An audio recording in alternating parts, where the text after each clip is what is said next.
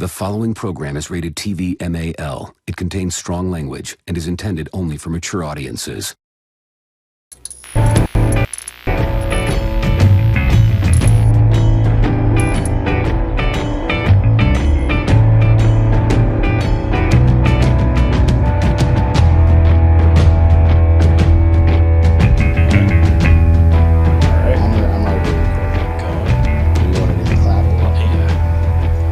Go. 3, 2, 1, go? Yes. Alright. 3, 2, 1, go. That was pretty good. That was alright. That was as close as we need to try. I think if we run the clap bit into the ground, it'll get annoying. Not really. Actually, it probably just gets better with age, like a fine wine. We'll just insert different sound effects over the clap. Yeah, I like a good duck quack. A good clown horn. Clown horn's nice. Or fart. Or an out-of-tune guitar. Just wow. A fart. A fart's not bad. Like a little... It's kind of lowbrow for us, don't you think? No. You do the fart, but you make it sound like it lasts a little bit too... Like it farts into a canyon. Ah. And you hear the echoes. I like that.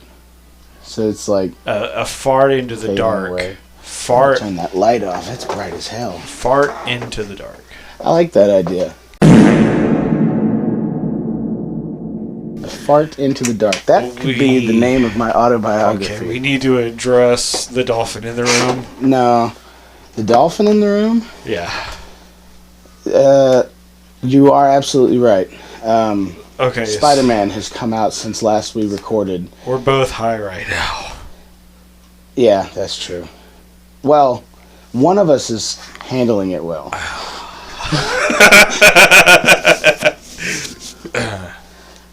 But I think this is the perfect mindset for you to talk about Spider-Man because you liked Spider-Man. Hold on.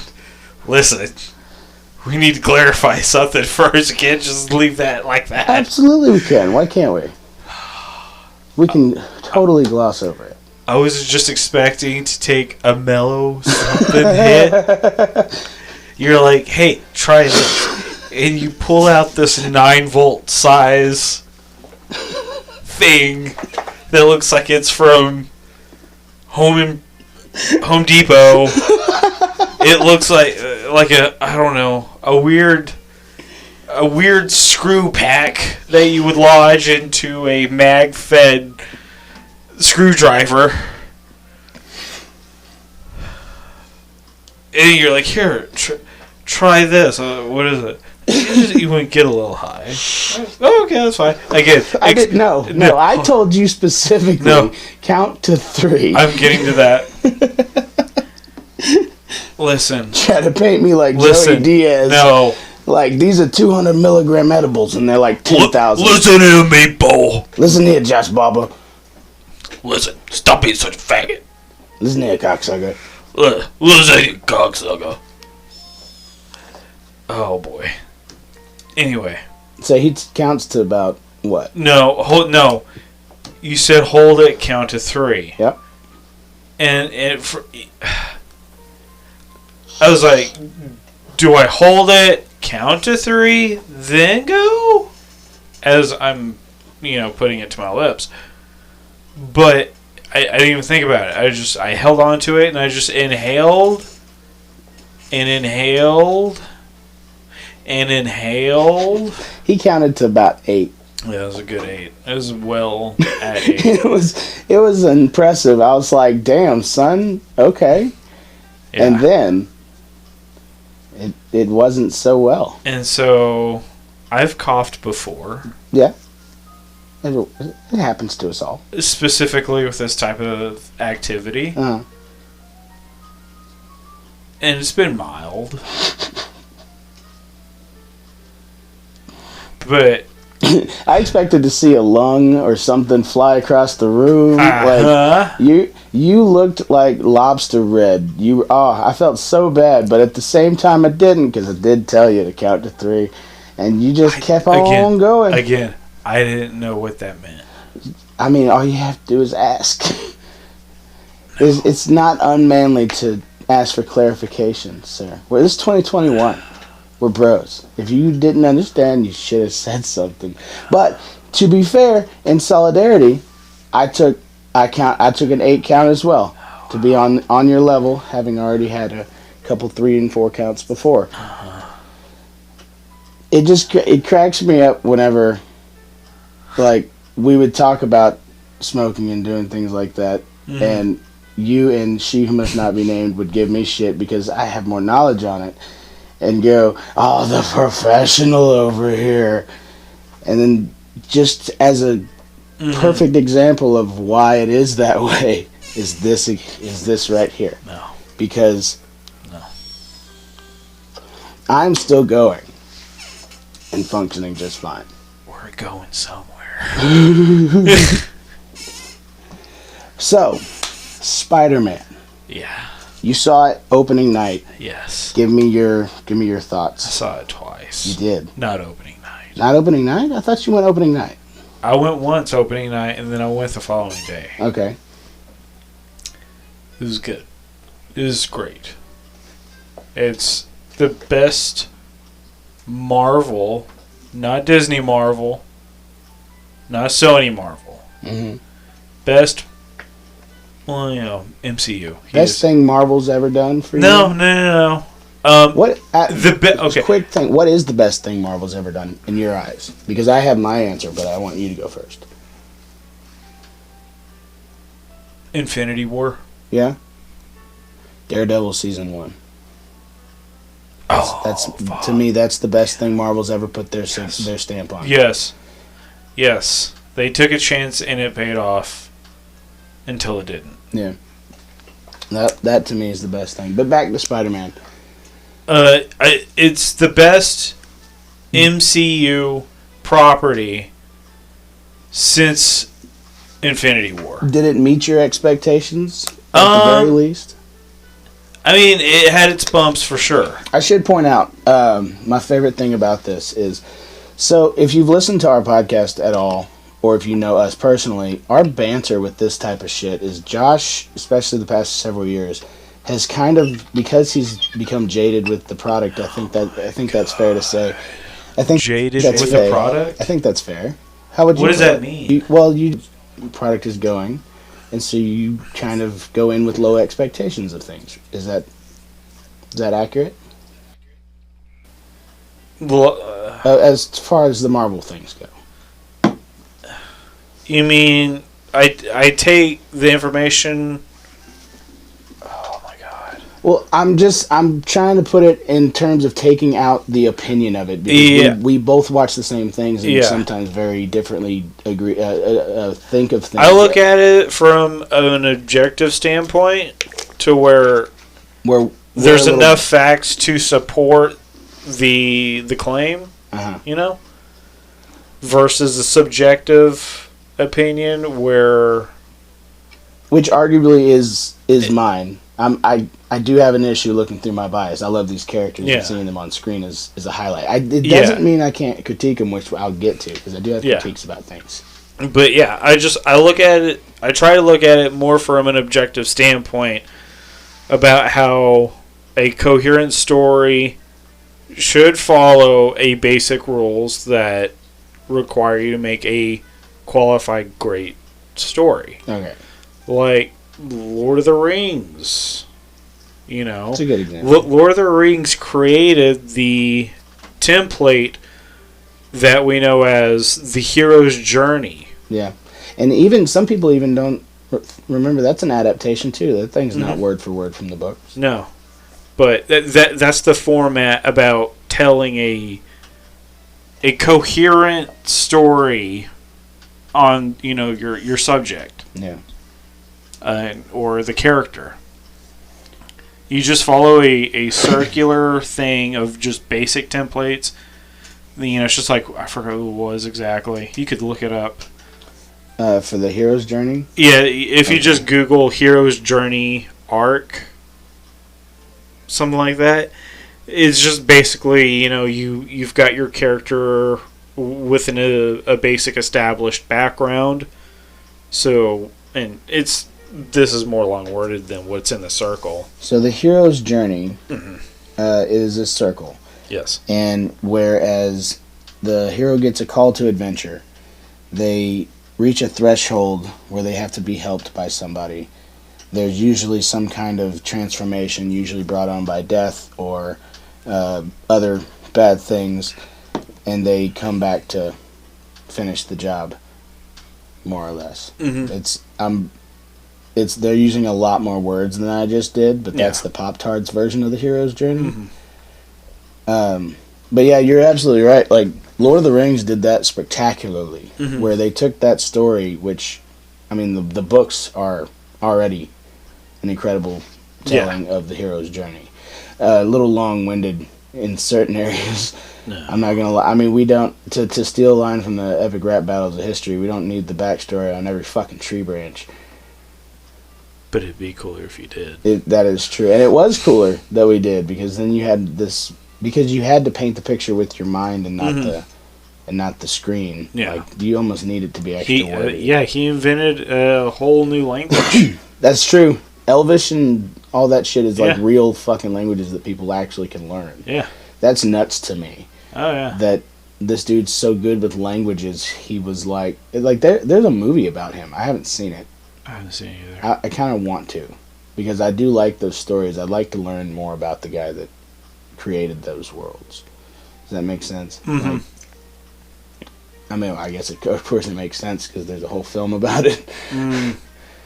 Anyway, so yeah, back to Spider-Man. Right. Fucking Lord of the Rings. Sorry. The point I was going with that was when it showed up in our group chat, the joke we made at Josh's expense was, well, we know it must be good because we didn't ask for him to tell us, and unsolicited, Josh, what do you think of Spider-Man? We all got a message from Josh at random that said, I just got out of Spider-Man, it was fucking amazing. Like, I'm paraphrasing, that's not your exact wordage. Yeah. But when you came back with that, I was like, well, I already had high hopes going in, and if Josh came out and his review was glowing, it must be fucking great. And it was fucking amazing. Yeah. Like, it was such a great... We're going to spoil everything, and like... It's been out long enough. Because this is probably... I mean, we're right around the New Year's. For us, today's the... By the time this comes out, too. Yeah, this is... Oh, man. Like, as a Spider-Man fan, like, this was such a great way to, like, bring all the Sony property Spider-Man together. Like, not only that, but give a reset to the MCU Spider-Man. And have it all make sense. Like, it's a little convoluted, but it does make sense in the way it's presented to us. Well, like I said, the overall story. The details, some of them... Well, specifically in this one, like... We'll get to specifically this one, where you do have the near beat-for-beat hero's journey arc. Mm. And, this is an excellent way to execute that. And also, shooting multiple birds with one stone. Talking multiverses. We got Rick Sanchez over here. Yeah. So, goddamn. I have to cut that out. No, some of it. You're not cutting out my Rick Sanchez joke. How dare you? Just because you sound like him. Fuck. All right, so looking at it from an objective standpoint, it was really well done to an extent. Most of its problems stem from its connection with the MCU. How so? It's hard. It's hard to put into words, especially right now. Well, okay, so I had a couple little nitpicks with it before we kind of gush on it. Yeah. Because it was fucking awesome. Oh, it was fantastic. I've got some highlights here. I thought, and I know we had a thing, I thought Peter trapping Doctor Strange in the mirror dimension using math was fucking great. I thought that was pretty neat. Yeah, but...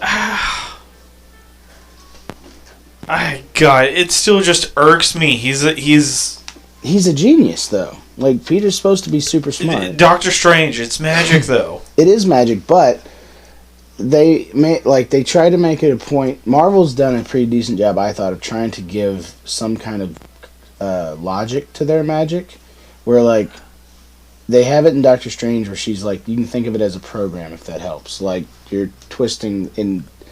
They've tried to have it to where it's a process. Yeah. And so like going back to Thor, where magic, the whole line about magic and science being one and the same thing. If you like look at it from that perspective, it makes sense that mathematics would be some kind of fundamental law of the universe, that even in the mirror dimension there is some kind of math that can be exploited, and somebody as smart as Peter would figure that out.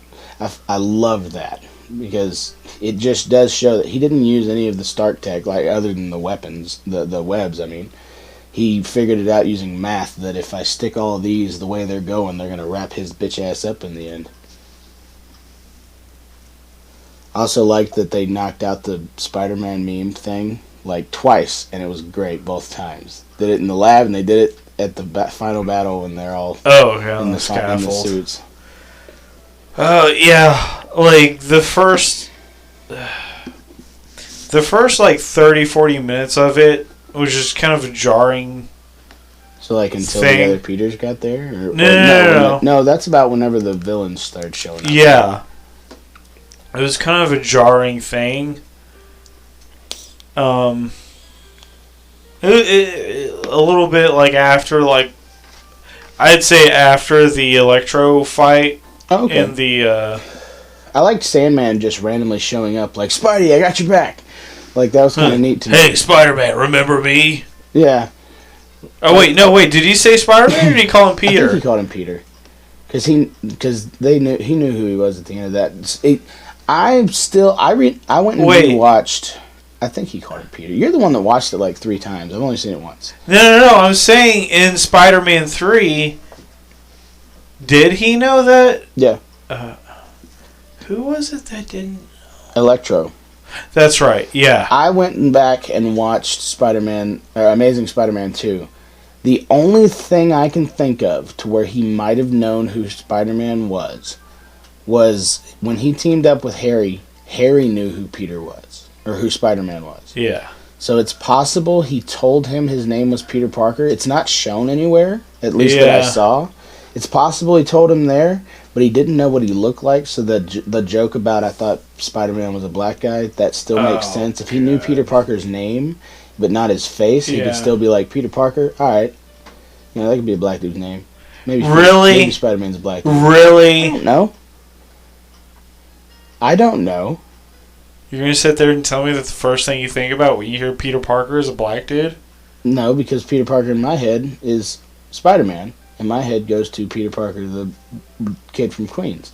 But it's possible. I mean, the amount of names out there, it's not impossible that there could be a black dude named Peter Parker. Is it? I don't know. I'm pretty stupid. So, it's possible, but I'm not going to say it's impossible. I did wish we got Miles, though, at least a little bit. But I do think the problem with casting a Miles now is that you're stuck with that casting. It would have been interesting to see a sneak of, like, just, you don't have to show his face. Then you don't have to worry about casting. You just have one, like, swing by or something. It's too early. No. It is too early, I agree. I think Miles will probably be introduced somewhere, because word is we're getting another trilogy of Spider-Man movies. Yeah. I think Miles will show up toward the end of the second one, and then Spider-Man 6 will be Miles, and that's my prediction here. That would be bad. Well, it would be bad. It makes the most sense for where they would go, but because that's the plausible spot, or the not plausible, but the usual route, Marvel probably won't do that.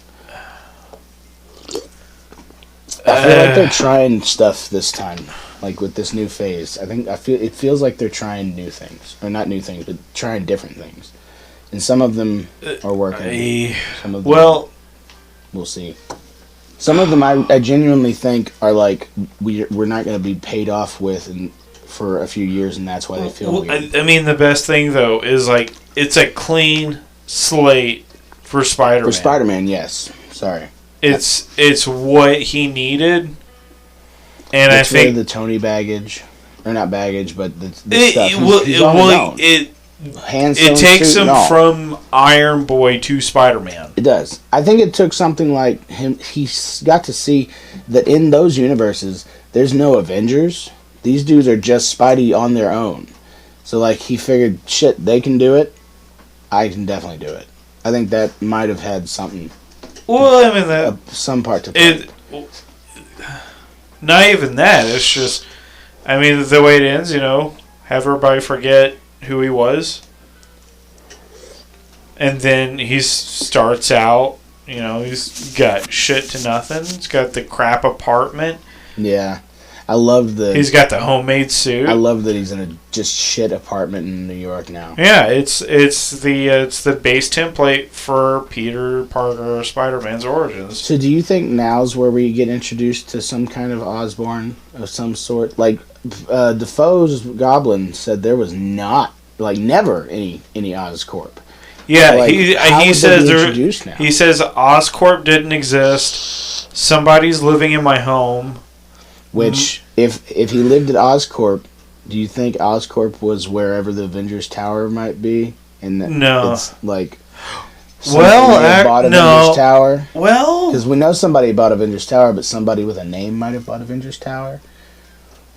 I don't know. Like, these are just, like, harebrained theories. But, like, we still don't know who bought Avengers Tower. I'm hoping Baxter Building, personally. I hope so too. That would be awesome. That would be good. Like, there was I would hope they took more influence from the Ultimate Fantastic Four line. Did you ever read that? Vaguely. When they're younger. And it's like Reed is actually the Fan Four Stick kind of took inspiration from that story. Oh, okay. So if that might actually hurt them. From not trying that story again, because they might think the story is the reason it failed. No. It failed because of terrible writing. Von Doom wasn't inspired by the story, though, in as much as he worked at the place. Like, in the Ultimate Fantastic Four, he was like, well, it was a stranger story. Mm-hmm. I think, but it was neat in that instead of it being like the mission to space and stuff, Reed discovered the negative zone, and it was a negative zone trip that happened where they went through a portal, and that gave them their powers. Mm-hmm. But it was through the storms had the Baxter Building. Yeah. And it was their foundation that like recruited Reed to come and work on this. When he figured out how to do it, he like got accepted to some kind of think tank type thing. Oh. And then you could have them be younger. So one, you get the actors for longer. Two, you get this kind of younger cast that they're fleshing out for like a Young Avengers type thing. Mm-hmm. You get to mix the Peter with Kate and Kamala and Monica Rambeau maybe, and like just I think it would make more sense going where they're going. I don't know who you would cast that way if you are going to make them younger, though, because the fan casting's been people like John Krasinski and Emily Blunt and stuff like that, which I like those, but they are getting on the older side. You would have to do more of the traditional Fantastic Four, a la the old movie, the original movie. I don't even know anybody young who could do that. Timothy Chalamet. I don't know this kid from Dune. Oh, yeah. He could... Actually, he might kill it as Storm. Johnny Storm. No. What's his... what about... what's his nuts? They had the guy... I saw his picture everywhere after they started talking about it. He's the dude that played the Red Ranger in that Power Rangers movie. He's the bully in Stranger Things that gets possessed. I can't remember his name, but that dude, he's been in a few things, and he's a pretty decent actor. He would be good. But I keep seeing his picture thrown around on fan casting stuff. For Johnny Storm? For Johnny Storm, yeah. He would be pretty good. I still think John Cena needs to be Ben Grimm. I think he would be amazing because he's hilarious. I think John Cena is hilarious. He's funny as shit. I think he would knock it out of the park with his timing, and plus he's huge. They just CGI around his normal sized body. He's getting a little old, but again, it's CG. Like he's still John freaking Cena. I'm sitting here like repeating the questions. Like, do you have to be funny to play Ben Grimm? Ben Grimm's kind of a wisecracky guy. Oh, that's true. Like, not all the time, but he's got some good zingers. Okay, yeah. John would be pretty good at that. Plus, he's from Massachusetts. Like, Ben Grimm is from New York. They both Yonkers. They're a similar kind of accent. No, they're not. No, I was trying to find a thread, but I dangled. I don't know. I've never heard Cena try accents, but he could definitely go for like a Brooklyn-esque Yonkers, New York type accent. I think that's what he was trying to go for when he was rapping. When he Dude, say what you want. John Cena had bars. He could rap. He could go, son. Yo. It was just. Okay, let's get back to Spider-Man real quick, because I do have a few nitpicks to go over before you delve into the actual whatever issues we have, whatever issues that you found. Because I do want to gush on the movie, but we should. Yeah. I'm trying to remember them now. Well, I had a slight thing with a couple things. These are super nitpicky. Yeah, you go. The joke about Peter and Doctor Strange, he's like calling him Steven. That worked way better in the trailer. I really did. I didn't like the way they did the super quick cut, like it was a sitcom. Oh, yeah. Thing. I didn't like. Yeah, that didn't bother me. It didn't bother me in as much of like I didn't like the scene anymore. Yeah, but it was like that was really quick. I didn't like how that was paced. It's a super nitpicky thing, but I thought about it when I was there, and I wrote it down. At May's grave at the end, I thought it would have been better if he told Happy he knew her through Feast instead of Spider-Man, because why the hell would this random-ass kid know who Spider-Man is? Like, how would he know May through Spider-Man? It made more sense to me to say something like Feast. Well, no, it would just be like...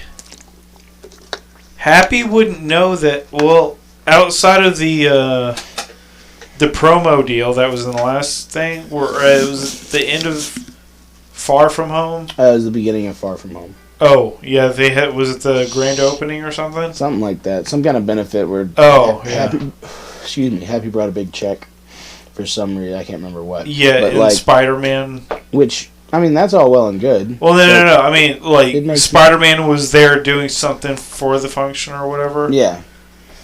But I think that was at Feast. It may not have been.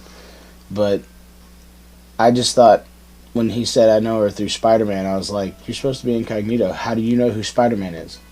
Like, no, it's more of like, what did Spider-Man do for this kid? Or for this kid to somehow know who she is? Yeah. Like, I thought it would have made way more sense, because he looked like just a wandering person. Well, with the way he was dressed, with the beanie and shit. Like, I mean, it was cold, but he looked like a random dude. Like, why do you? If I was Happy and he said Spider-Man, I'd never mind. Like, I just thought of it. So it would be like, so how did you know Aunt May?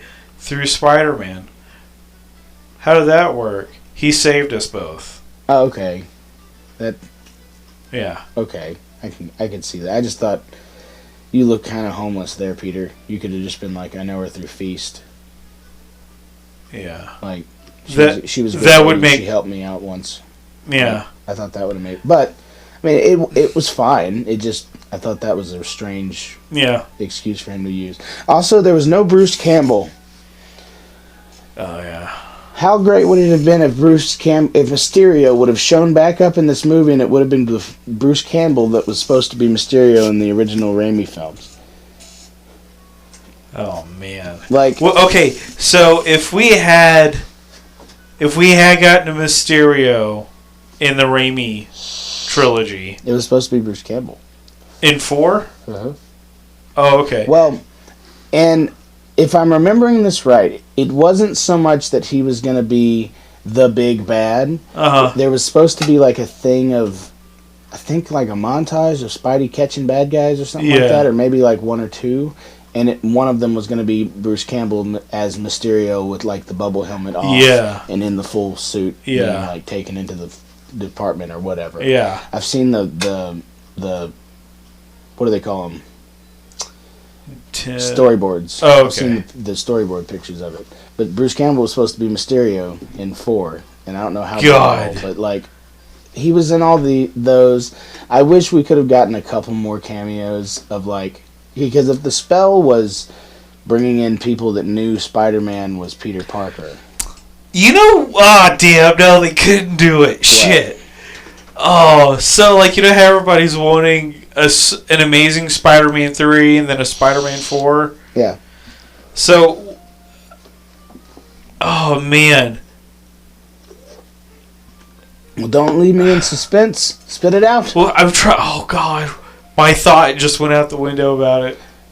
Well, I do wish. Well, okay, so like, what if Spider-Man 4, when they finally do it, it is like the proper time, close to the proper time of like what of time that would have passed. Mm-hmm. So like for Peter. Yeah. So like. So he's an older so whenever Spider-Man 3 came out, it's been that long to 2021. Yeah. Since his universe wouldn't have had the snap. The snap, yeah. So like you could do Spider-Man 4 as Mysterio coming back to try to take down Spider-Man, because at some point Mysterio was just starting out, and so there's like a little mishap he did that caused him to mess up and get caught by Spider-Man. It was like a really rookie thing. You'd have a hell of a time having Bruce Campbell doing it now, though. No, because here it is. So like he won't even come back for Ash vs. Evil Dead. He's like, I'm done.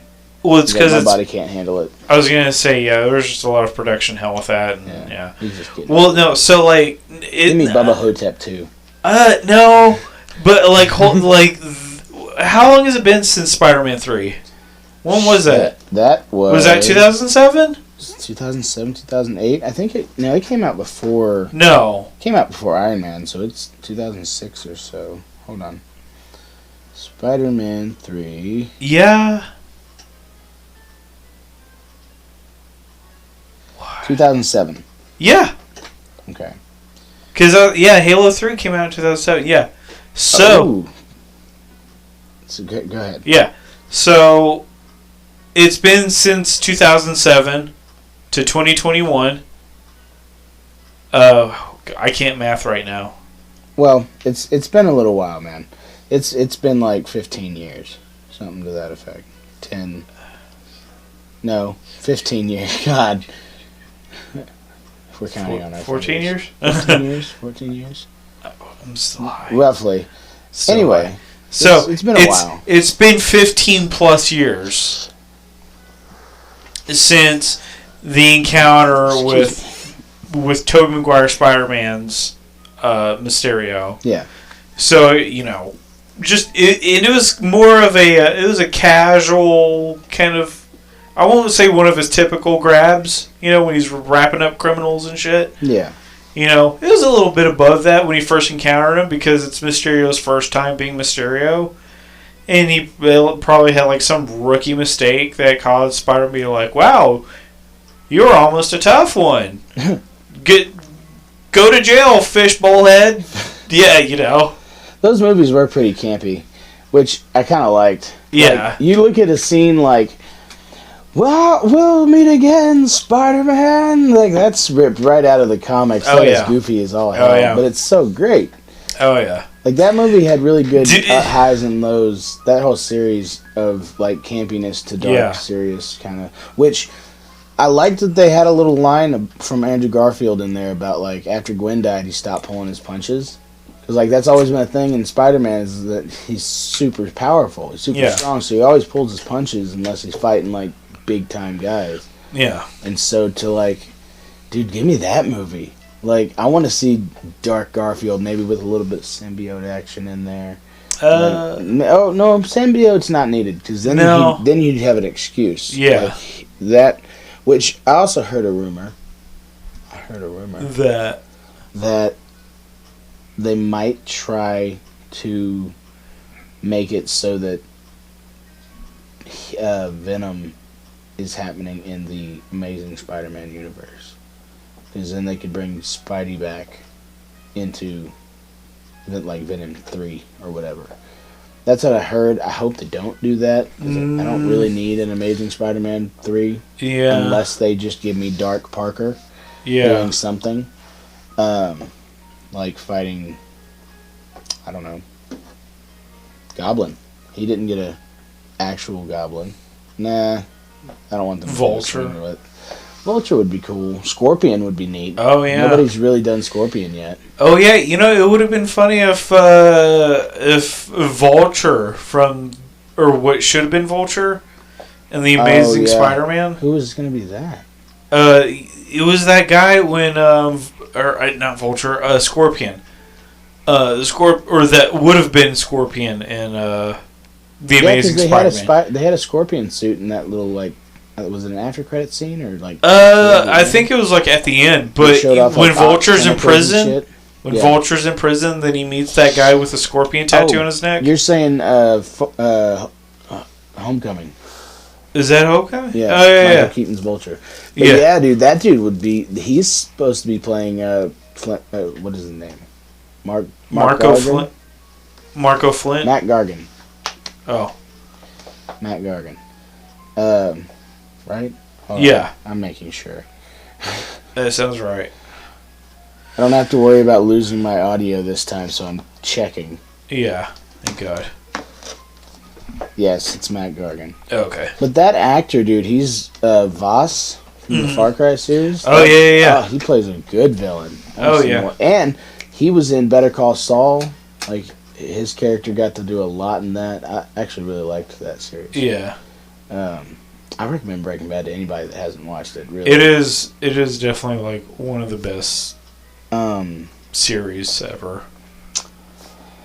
So back to Spider-Man. Back to Spider-Man. Jesus Christ. How did you feel about Ned having magic? I was a little iffy on it. I actually have it written here. Yeah, Ned's magic. Sure, why not? I didn't like it. I didn't like the idea that. Like it got us to him getting there, but there was other ways they could have done that. Well, no, it's just the idea that the process of what it took Doctor Strange to go through to be able to start opening portals. Yeah. Because you remember in his movie, like I barely remember his movie, but I remember it took him a minute to get it. It took him several days of trying. I mean, okay, so I can rationalize it like this. Like I'm with you. The Ned magic thing was weird to me, but the more I thought about it, I was like, okay, I can think of it like this. Doctor Strange had essentially a mental block where it was he had to be shown. Remember, because he was like, my hands are fucked. Yeah. And then she brought the dude with like no hands or one hand, one of the two, where he had either anyway, and the guy did it with like missing a limb. Yeah. And Ned was like in the Sanctum Sanctorum wearing the sling ring the whole time. It sparked with him once, and he was like, dude, maybe I can do it. And I think, again, I'd have to rewatch it, but I think he was like, I'm not going to say he practiced enough, but I even think in the backgrounds of scenes and shit, he was in the background like fucking with stuff. I don't think so. I don't think so, but I feel like it was very quick. Yeah, it was like, why is it you get to do it so just damn quick, and then it was kind of an inconsistent thing. When that was my best thought was Strange had this like failure complex or some shit. Oh yeah. And Ned was like, oh my god, I'm gonna totally be magic. My grandma says there's magic in our family. I'm best friends with Spider-Man. I was like, maybe it was him like manifesting it, like believing in it enough that it worked. Yeah. And even then he was kind of shit at it. Like he granted he found Peter Parker's, but he found the wrong Peter Parker's. Yeah. He opened one and couldn't fucking close it, and that caused him to, like, he had enough not good at it that I was like, okay, I can kind of believe that you lucked out and got a portal open and just got to the wrong thing. You just believed hard enough or some shit. Okay, sure. Yeah. The moments of that were like, for me, the best way of just dealing with it was, sure, why not? It gets us to the next scene. You could have done better, but it gets us going. But what else did you have on Spider-Man? Oh, because I know we've got other. Spider-Man was amazing. Fuck, I don't know. You're amazing. No, you're amazing. Yeah, I was just gonna say, like, I just remember, like, after it started getting annoying, the first 30, 40 minutes. It just kind of started becoming like Payoff City. Yeah, I loved the banter between all the Spider-Men. It was so great. And like in that short of time too, like without even having to know that like those respectively are previous Peter Parkers from movies we've seen. Yeah. Like if you had never seen those movies, you didn't know about them this first time you seen them. The character development was so on point. Where they're introduced, it's established that they're a Peter Parker, that they are Spider-Man. And, like, they all have a similar background. Oh, can I ask? Between the three. Your theater experience. Theater? When you watched it in the theater. Oh, yeah. When big moments were happening, was there applause and cheers and shit? Oh, yeah. The first night I saw it was at the Draft House. Packed. It was full. I think every seat had been shot. Yeah. I was kind of torn on that. Like the nerd in me understood. Oh yeah. I was like inside. Like there was a few moments in this movie, like when Matt Murdock showed up, which we'll talk about in a second. When Murdock showed up, I literally a few times in this movie grabbed my chest of like, oh my god. Yeah. But when Murdock showed up.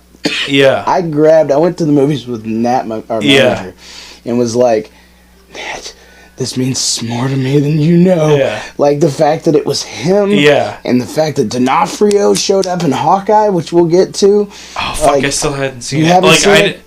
I know mostly what happens. Should I be as spoiler-free as possible? Because I do have things I wanted to talk about, but I can wait. You can drop them. Okay. I apologize. No, it's fine. I'll try to paint it nicely. I was gonna say if it comes up again on the next episode, I can give my input on it when I watch it.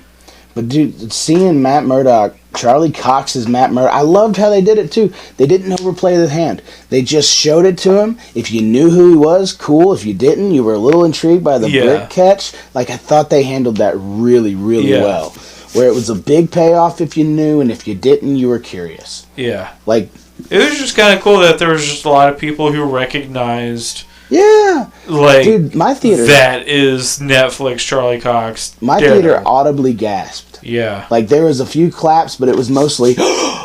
like, it was so No, there was an applause for me. Like, there was the gasp, the awe, and then the applause. Yeah. That, I haven't experienced that before. It's the applause in the theater. That's the first time for me. You can definitely get a high and get attached to it. In game there was applause. Oh yeah.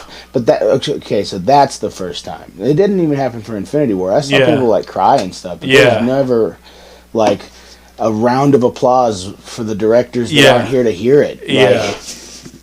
That was pretty neat. Like there was definitely a good handful of that happening. Yeah. On the other hand, the other side of that coin was like, shut the fuck up, I can't hear what they're saying. Yeah, like 2 seconds is what you get, and then you better shut up after that. Spider-Man just walked through that portal. It's really cool that you are happy that he's here and you're clapping, but shut the fuck up because his mouth is moving. Well, I'll never forget it either because like when he opens the portal and it's Andrew Garfield Spider-Man. Mm-hmm.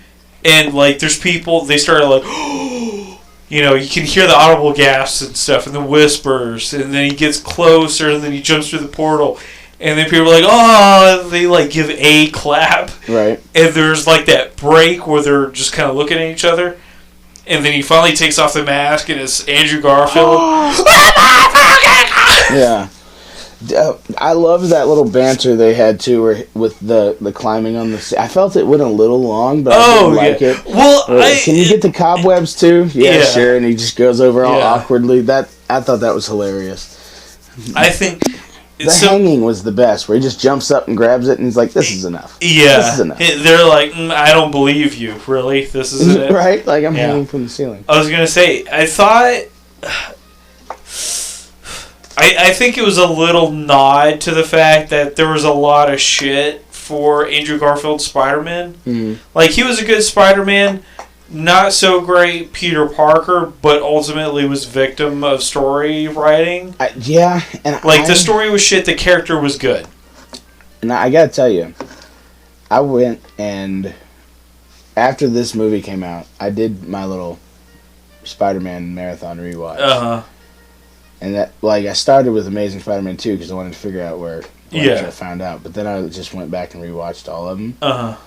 Damn, those Amazing Spider-Man movies. I think a lot. I think the stories were crap. They are crap, but damn, they're such a good-looking movie. Yeah. I fell in love with new details of it. I really liked the suit before, but now it looks so different. I didn't like Spider-Man, the Amazing Spider-Man ones. The suit? No. Well, it was the yellow eyes. The suit, for what I liked about it was the fact that it felt like cloth. Yeah. Whereas the others are they seem fine. Yeah. But it helps, I'm sure, with CG rendering. But the Amazing Spider-Man one just felt more real. Yeah. I did really like the fact that they didn't reference black-haired. Bully Maguire? Bully Maguire Spider-Man. Yeah. I really like that they didn't reference that. Oh, man. You can only lean into meme culture so much before you become a joke. I think you could have nodded to it, whereas, did 2 Spider-Man point scenes. Yeah, I know that. But, no, they could have nodded to it, whereas... you want to go dancing after this? I don't dance. Well, you could just have, a minute dialogue conversation between him and Andrew. Yeah. And when Andrew, it's Toby's Spider-Man referencing says so you got pretty, or you say you held back, or you stopped holding back after your Gwen died, and he's like, yeah, it was just a dark time for me, yada yada. And then Tobey Maguire could be like, yeah, I had a pretty dark time once. Maybe his hair falls down when he says it and he fixes it real quick. Speaking of their Spideys, I can't remember where this info is coming from, but I think it's credible. Because I've heard it on a couple different shows now. Was that the designation for those 2 Spideys in the MCU is kind of like how they had the variant names for the Lokis. Uh-huh. Is Friendly Neighborhood Spider-Man for Tobey Maguire. And Amazing Spider-Man for Garfield, obviously. Phasm and but to give Peter 2 the Friendly Neighborhood moniker instead of Peter 1, I thought was kind of interesting. I don't know what else they could have called him, but to give him specifically Friendly Neighborhood. I think it did a solid job nodding to the fact that Andrew was Spider-Man. He was a Spider-Man. Yeah. And he was Spider-Man the whole time. Didn't he just throw a lab coat over his suit? Yeah. He didn't even have regular clothes. But it was more so of a writer's nod to the fact, despite how bad those movies were, he was still a Spider-Man. He was a really good Spider-Man. He was a good Spider-Man. And so it's a lot of that, what do you call it? The quippiness and... No, not destruction. Self-deprecating humor. Yeah, self-deprecating humor. Yeah.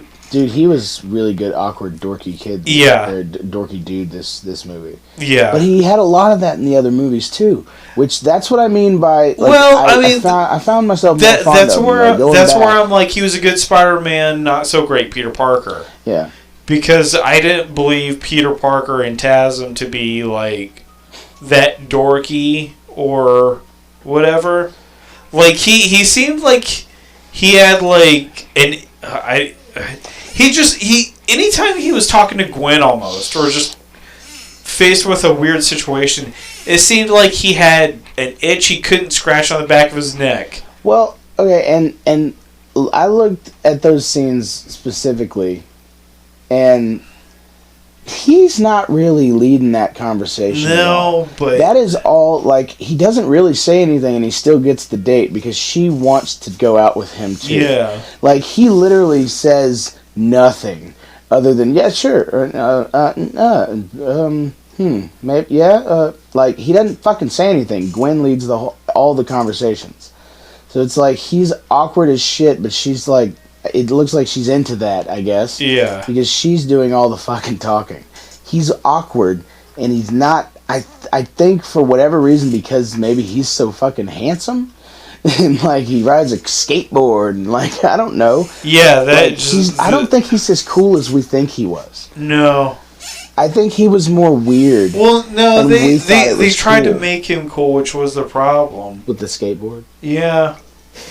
And that's where I was like, Tobey Maguire is almost a flip where not so great Spider-Man, solid Peter Parker. I do think having him be a skateboarder gives more credence to him being acrobatic or athletic of some kind. To a degree, that gives a little bit more, like, just personal history to this particular Peter Parker. Yeah.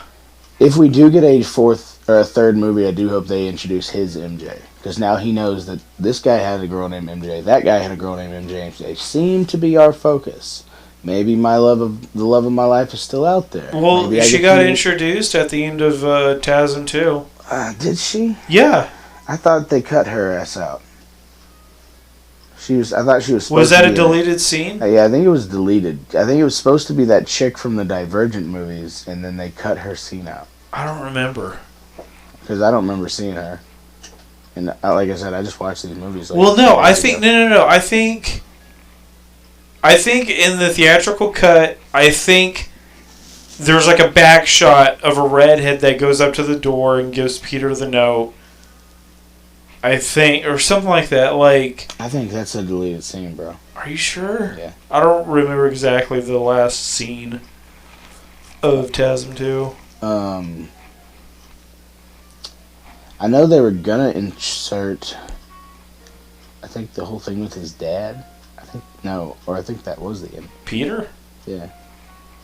They had a subplot where his dad didn't die. His dad, like, that was TASM 2, right? Yeah, his dad doesn't die. Kind of leading into 3. Yeah. So, at the end of Spider-Man 3, or No Way Home, that new suit, very Ditko-esque, very nice. Oh, yeah, I think it's the Romita Senior suit. I still need to see, like, an HD render of it, or not render, but a good solid picture of it. Because the pictures I keep seeing, like, they look fine. Yeah. But, like, I want it in 4K, you know? Oh, yeah. Because if the eyes are the same and they're emotive, that'd be kind of cool. No. I kind of hope he still gets to keep the emotive eyes. No, it's his homemade suit. I know, but he could have just ripped the eyes off the other one. No. I hope he does. Yeah. Speaking of the other suit, I saw a lot of people saying that the suit he had on, the black suit with the gold trim, was the other one turned inside out. Yeah.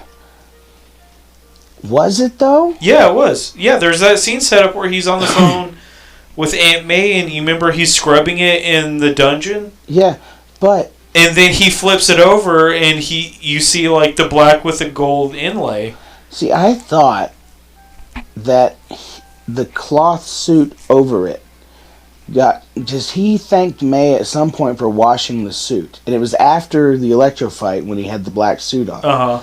So I thought, again, I've only seen it once. I do need to watch it more. I can't. I'm looking forward to watching it like 6 more times, 6 inches from the screen.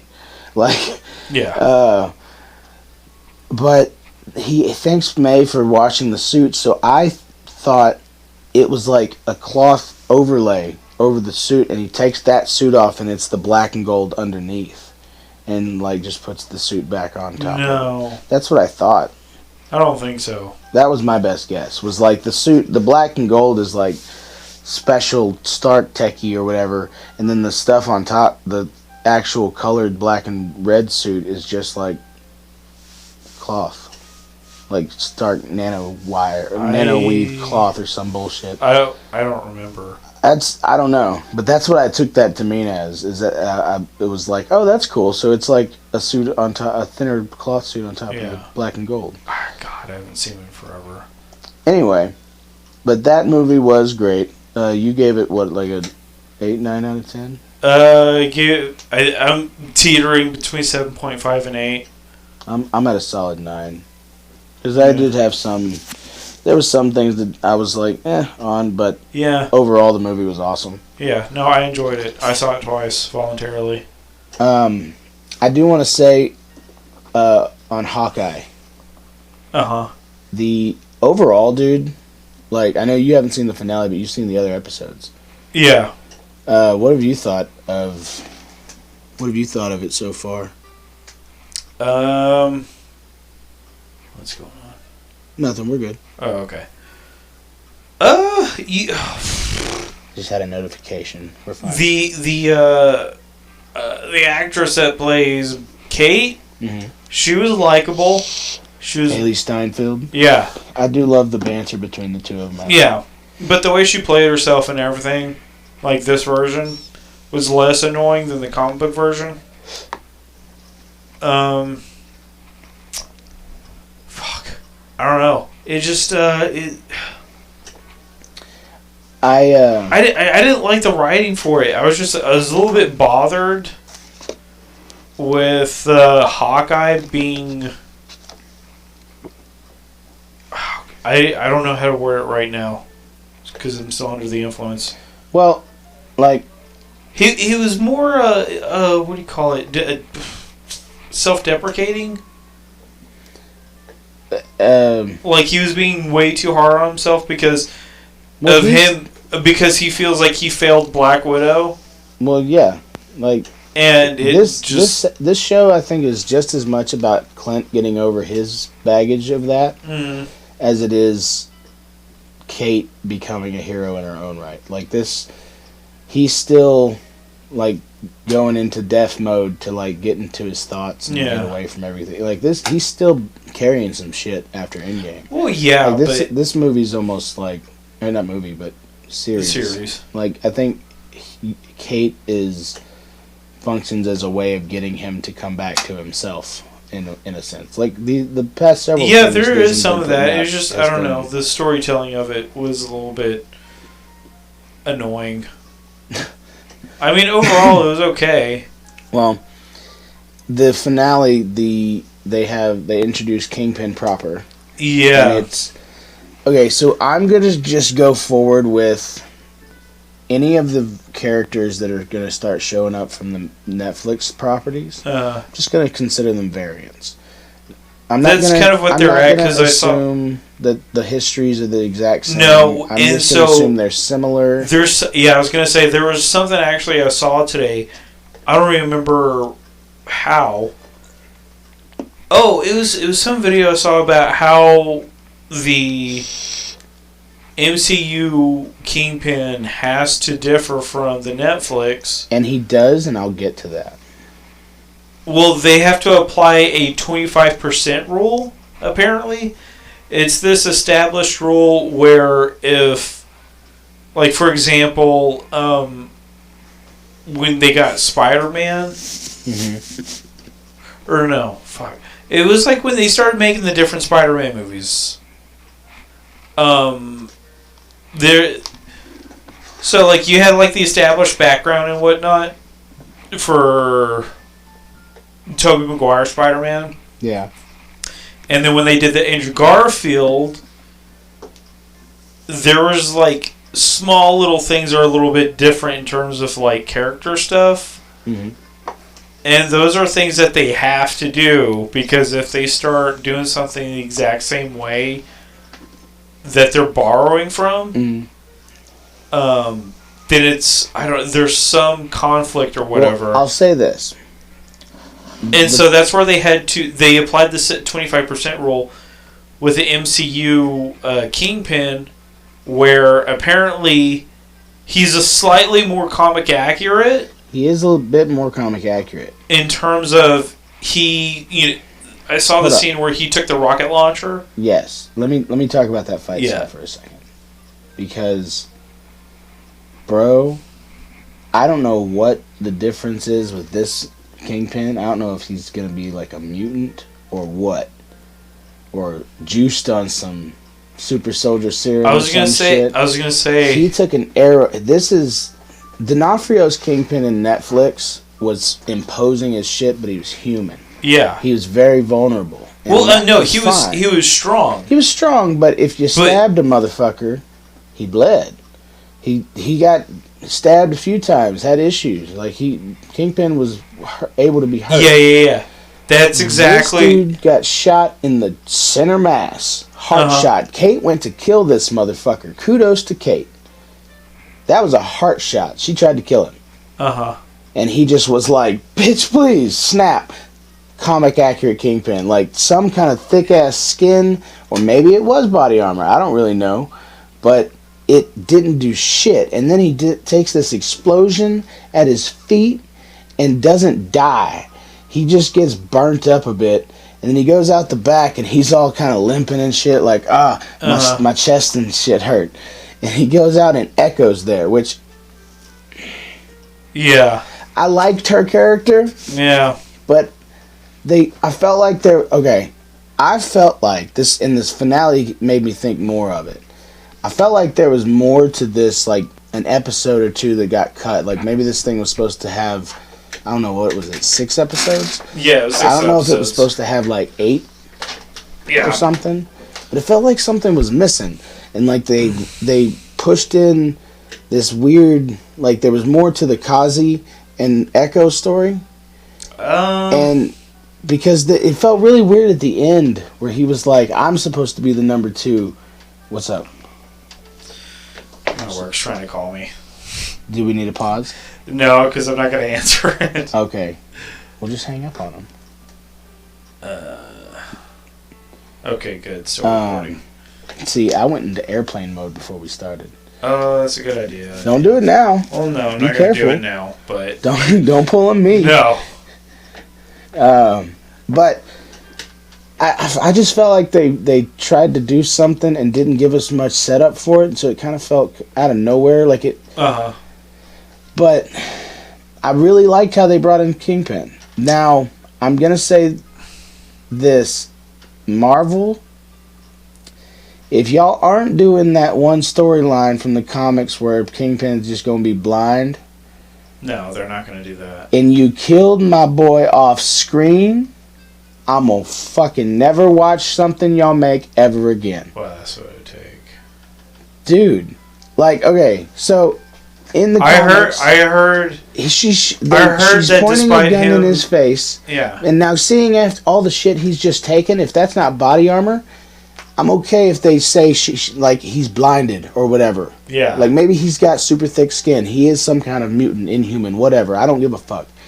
I'm okay with Wilson Fisk being something more in terms of like having a power where he's just extra thick, extra tough, thick with 3 C's, like skin. Like, I'm okay with that if it gives me a comic accurate Vincent D'Onofrio skin, Kingpin. Because I really like his portrayal of Kingpin. I love his portrayal of Kingpin. The little creepy twitches when he's starting to get mad and shit. I fucking love his Kingpin. And he rips the car door off that bitch. And like, just, I think we need to have a talk, Eleanor. I was like, oh my god. I fucking love it. I'm looking so forward to him, Loki, and the Hulk. Like, with Spider-Man, I'm looking so forward to it. If it gets that far. And if they killed him off screen, I'm going to be so fucking mad, man. No. He's going to be coming back as Fisk with the eye patch or some shit. Please, Marvel. It's a bold stance to take. But if they kill him off fucking... There's no body...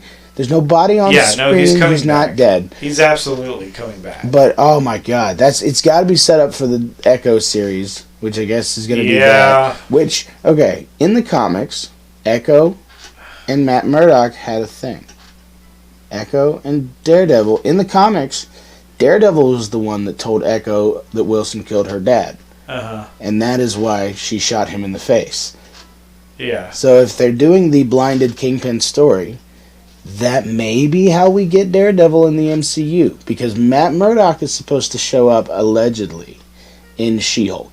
Because it's a law thing. He'll be another lawyer, possibly, but not Daredevil. Yeah. That's what I'm hearing.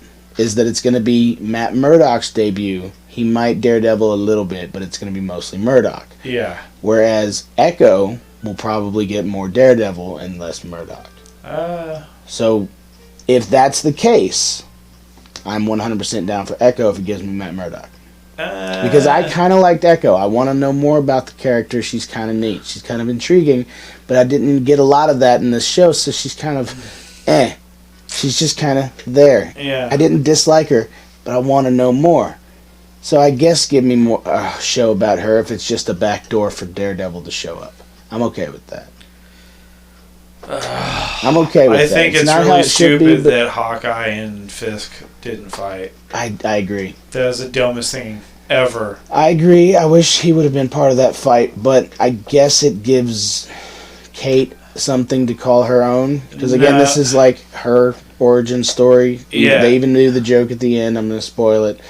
Where they're talking about she's giving him ideas for a code name. Yeah. And he's like, nah. And she's like, Lady Hawk. And he's like, that's terrible. And she's like, Hawk Girl. And he's like, that's terrible too.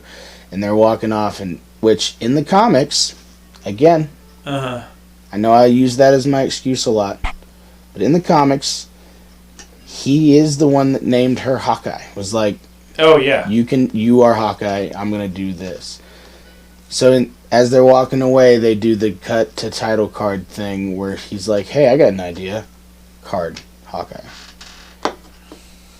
So, like, going forward, she's going to probably be using the name. I think But you remember at the opening of Endgame? When he's Ronin and shit? The very first scene where him and his family are at their ranch. Oh, yeah. And then him and he his calls daughter. the kid Hawkeye. Yeah, he calls his kid Hawkeye. Well, yeah, because his code name was Hawkeye. Yeah. Like, it was him first.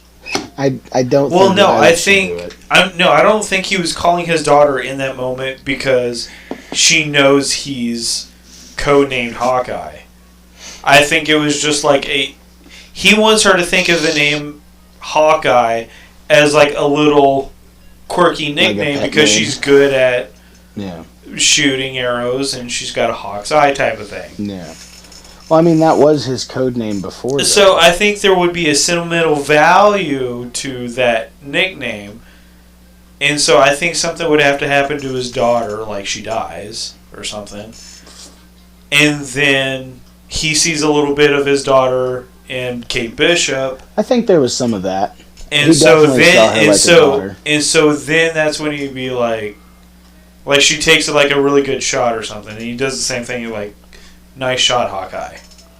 Yeah, I would have liked to have seen that. That would have been cool. I think if that moment is going to happen, it needs to wait. You know what? I haven't heard anything about this being an event series. Like, we definitely could get more. I think that honestly might be the route to go instead of doing a movie. Hawkeye movie. Well, just give us another season of even a Kate-led season. You could throw in, like, depending on when that would come out, if it's after the Miss Marvel, the Marvels movie. Oh, yeah. If it's after that, you could have Kamala show up, or you could have, whatever, to give it a little more bump on Disney+. Yeah. There's a lot of opportunities you could do. Even have Clint show up if you can get Jeremy Renner off the couch. I say that like he's not a working actor. Jeremy Renner's in a bunch of stuff. No, I'm just... Anyway, I don't want to spoil too much, but I did enjoy it, but there was some things... Spider-Man. No, we're done with Hawkeye now. Right. I don't want to give too much away, other than D'Onofrio's Kingpin is great. Yeah. I don't know, yeah, I haven't seen it, so... I enjoyed it overall. I mean, I had a couple issues here and there with I agree with you. Some of the writing was a little it felt like there was stuff missing to me. It felt like same with Falcon and Winter Soldier. Yeah. Like it felt like there was something missing out of that story that got cut, and they just kind of did their best to make it all... Logic? Yeah. Logic got cut out of it? Well, seriously, I think there was a storyline cut out for time for some reason. Or like, something. about, they had a line about vaccines at some point. Like, where the fuck did that go? Yeah. Oh, yeah. What else came out? Halo. The Matrix. Oh, yeah. Boy. Do you want to do that real quick before we get to games? Yeah. Yeah, so the new Matrix 4, Matrix Resurrections. Mm-hmm. That was a thing. That just came out this last Thursday. What is today? Today is the 29th. Happy belated Christmas, Happy New Year. Yep. Where was I getting at? You just watched The Matrix. Okay, yeah. So a few times. I've also watched it. I've watched it. Well, so the opening night it was out on HBO Max. Mm-hmm. I was finally getting around. I was off that day from work, and I was finally getting around to editing the last couple episodes. And so I put it on background, and my attention was divided like 85-25. Like, I was very mostly paying attention. And I was like, wow, that movie was shit. That was kind of dookie. This didn't make sense. Was just something I missed at this part. What was this again, kind of thing. And so I decided that despite me recognizing already that there's a high chance it might be shit, but I'm going to give myself the benefit of the doubt and try to watch it again. I was like, I'll just watch it again on another day, maybe. And I think it was the following day. I think I tried to watch it. No. It was one of the days I came back from work, and that night I was going to try to watch it again. I turned it off halfway through. I was like, yeah, that did happen. Yeah, that still doesn't make sense. Yeah, I don't want to watch this. Because, like, the first nitpick I had on both ends was the whole Morpheus thing. Uh-huh. They don't explain, apparently, that the last Morpheus died, and that this Robo-Morpheus...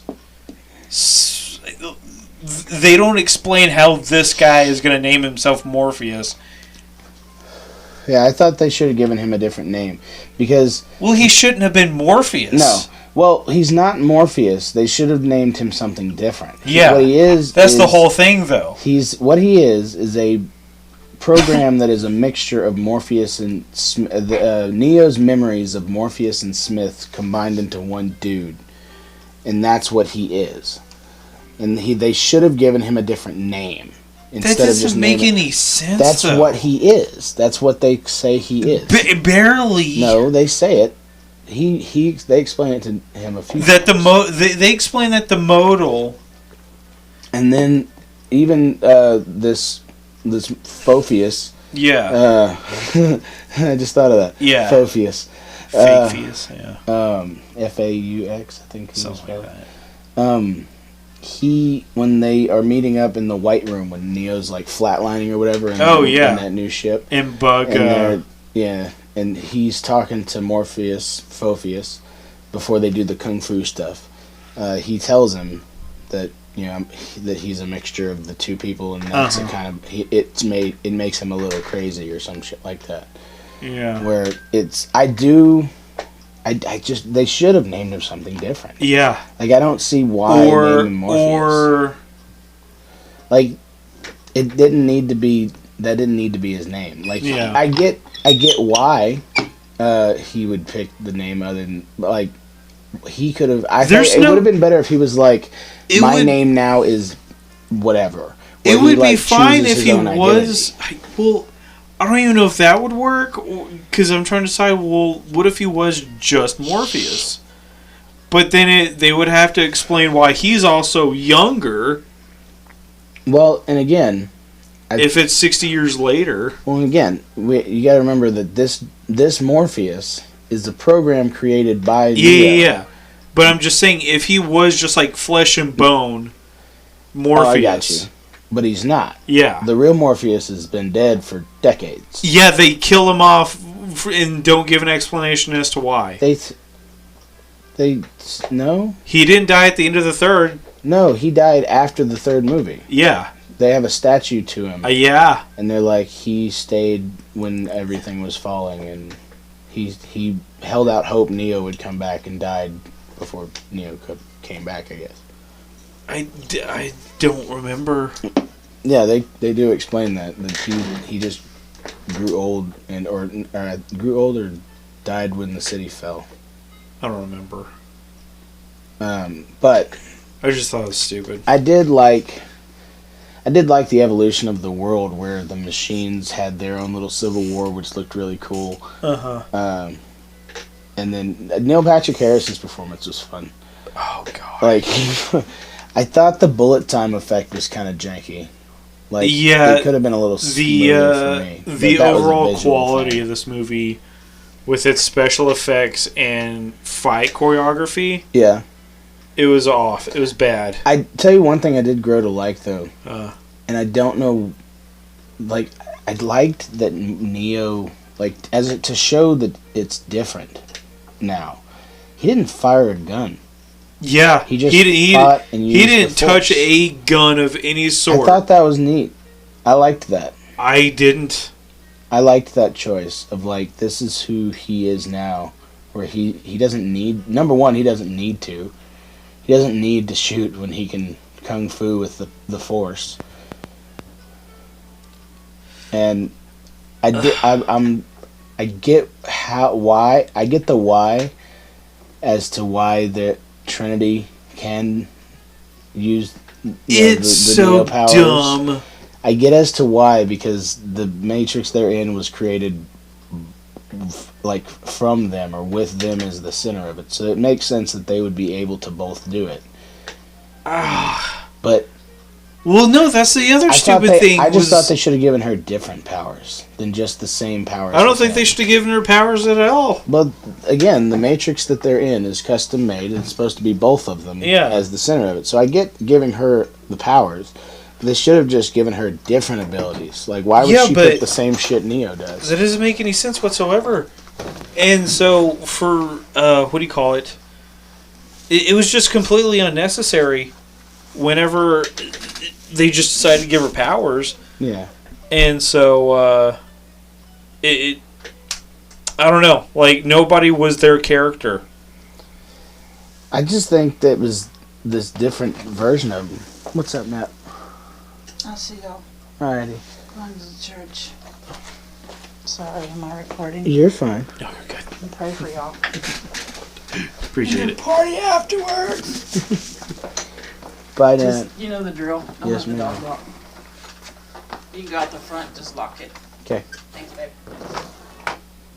That was my manager, Nat, or my band's manager. Let's just cut it out.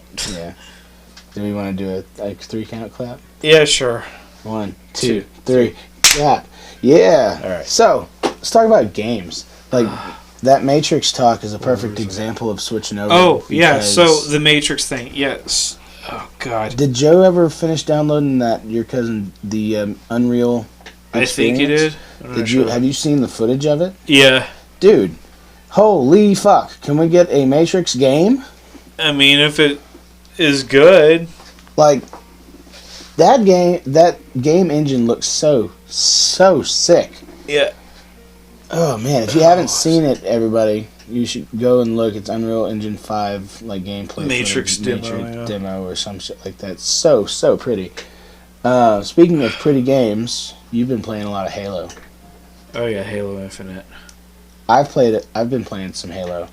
I'm not very good at it. Have you played the story yet? I played a little bit of the story. I got Okay. into the open world part, and then I haven't been playing much. Oh, okay. Then we won't spoil stories. Oh, you know, I'm not a big Halo story buff. You can spoil some stuff. You can speak. Freely. Well, yeah, I was want. gonna say. I'll be fine. I was gonna say, like, overall, the game was fun. It felt like Halo again. Yeah, the gameplay is nice. Yeah. But the story Feels just really good. was a little bit... I mean, it was kind of basic. It was basic with a couple loose ends here and there. I don't know how else to describe it. As in, like, It... in terms of the actual campaign story? To an extent, yeah. Like I said, like, characters were good, but the story just felt like it was short on something. I've only gotten as far as the, like, I'm out in the open world and I'm supposed to be going to the, like, first objective or something. Oh, yeah. And I just spent, like, 15 minutes just driving around and getting into fights. I didn't even go near the objective. Yeah. That's kind the of what last I thing I've did. I done. just started going around getting the collectibles and stuff and the upgraded weapons. Oh, man. No, but it's pretty good. I've been enjoying... The multiplayer is really good. The microtransactions are absolute trash. Yes, they are. The multiplayer is fun. I'm terrible, as you've seen, but it is fun. It feels like Halo again. But, my God. So, base game is $60. Yeah. They have an item in the item shop that is... So, part of the gameplay that has no effect whatsoever on performance or whatever. The backstory on multiplayer is you're your own Spartan, and you have your own little AI buddy. Yeah. And you get to choose the AI as what would be a multiplayer commentator voice type thing, assistant. Yeah, like tell you when you're low on ammo and when the specials An are announcer. arriving and There we stuff go. like that. It's more of like an announcer's voice type thing. What's your assistant? Gives you helpful information. Yeah, a little bit. Yeah. And so there's different characters to choose from and whatnot. It's more of, what type of personality do you want to hear? So they have one of those things, an AI for sale in the item shop, that is Mr. Chief, the funny cartoon drawing of Master Chief. Oh. Where he's got the cockeyed smile and the eyes and stuff. I haven't seen that yet. Okay, yeah, if you just Google Mr. Chief, you'll see it. And so, it was just an internet meme for a while. And then slowly it started being adopted into the series. There's like a little funny little logo type thing. And so, you get it as an AI companion, and the voice is not what anybody would have expected it to be, I guess.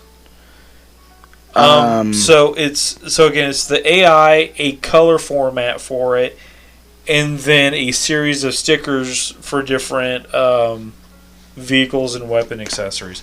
They have that for sale for, I think if you look up Mr. Chief cartoon.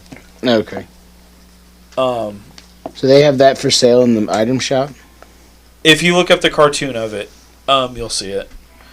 But it's the AI. Okay. Son of a bitch. Your tablet's slow. Yeah, it is. Top left? Yeah. Okay. Yeah, it's Mr. Chief. So they have that, a color palette for it, and then stickers for different vehicles and weapons.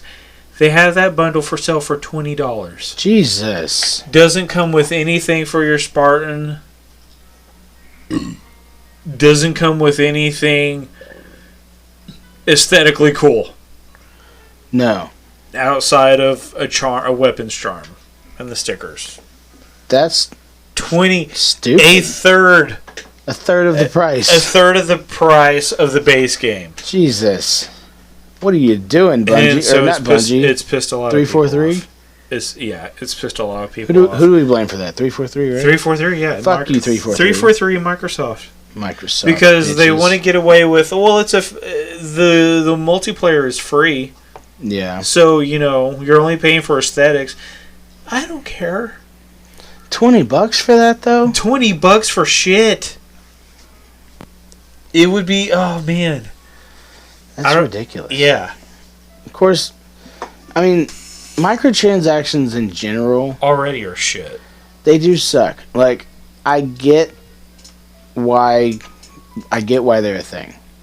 Well, yeah, I was gonna say there's a difference. There's a subcategory of microtransactions where you have your casino type microtransactions, Loot boxes type thing. Loot boxes, yeah, you have that, and then you have the aesthetic microtransactions where Cosmetics. it's cosmetic stuff. There's no impact on the game whatsoever. Yeah. Or gameplay.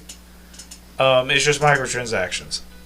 That I'm okay with to an extent. And keep in mind, we're talking about in multiplayer games. Single player microtransactions are a whole nother conversation. Does that exist? Yeah. You could, like, little tiny, like, expansions. Oh, and, like, yeah, like Assassin's Creed where you could buy, like, a gold pack bundle. Yeah. Yeah, okay, yeah. Shit that's like a whole that other is conversation. Stupid. That is stupid. Yeah.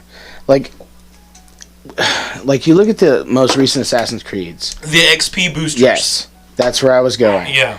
Where the game is... Apologies for the dogs. The game is...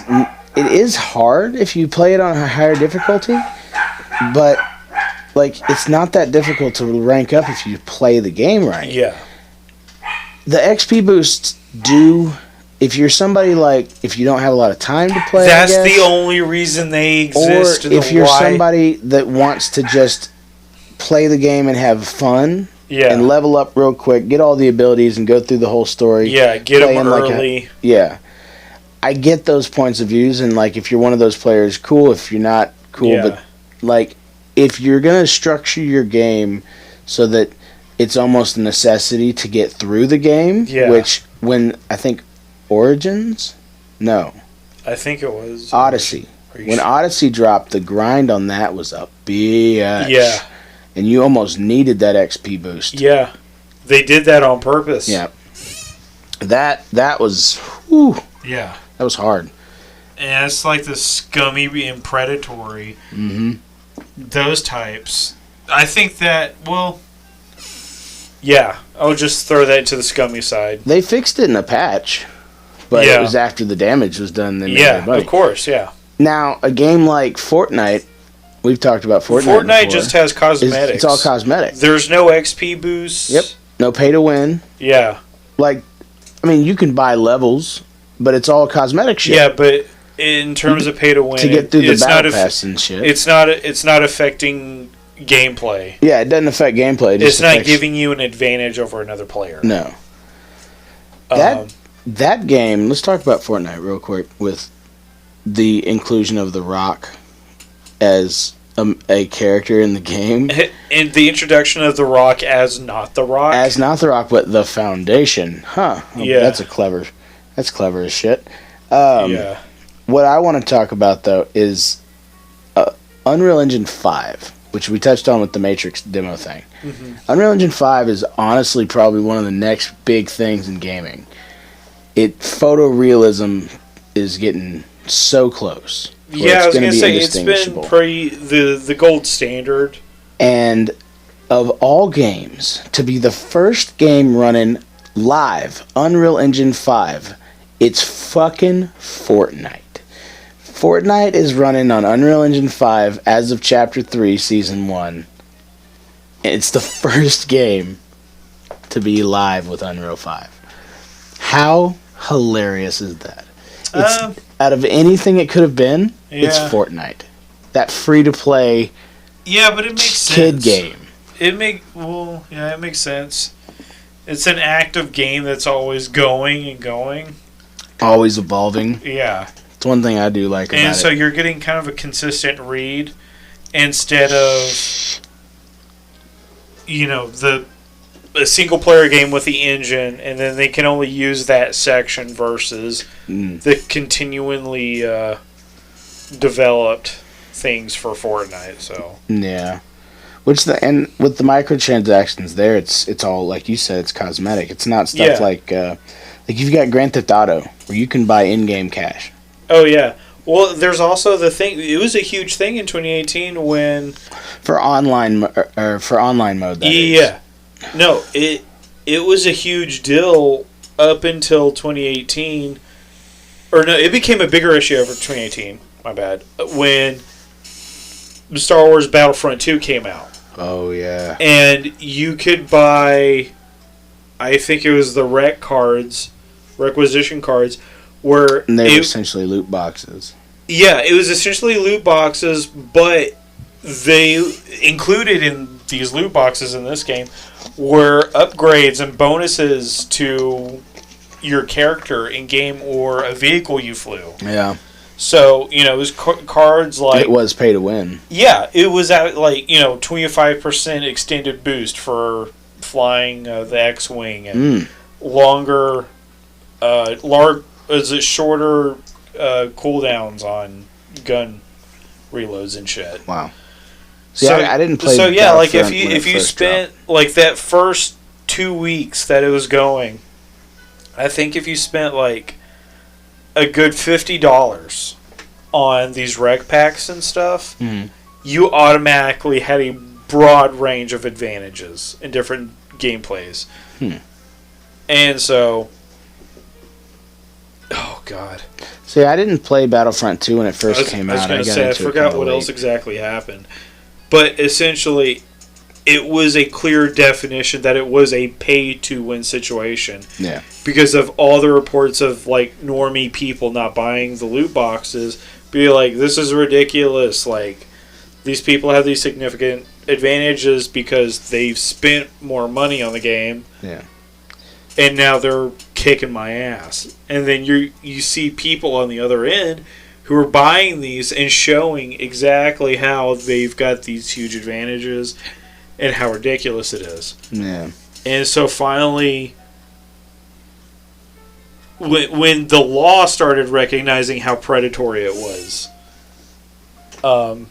different countries, that's when they started really cracking down, especially in Europe, with EA and the FIFA titles, microtransactions where you would buy essentially the loot boxes, a loot box type thing, but it was like for characters and bonus stats and stuff for the different players.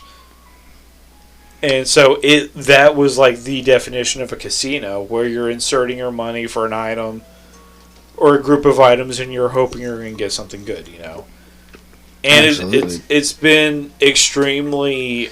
And it's predatory, too, because like if you don't do this, you have such a disadvantage that the game's not fun. Yeah, well, that plus it's extremely, like, what do you call it? Yeah, I mean, predatory is it. I'm still, like, scrambled. Well, like...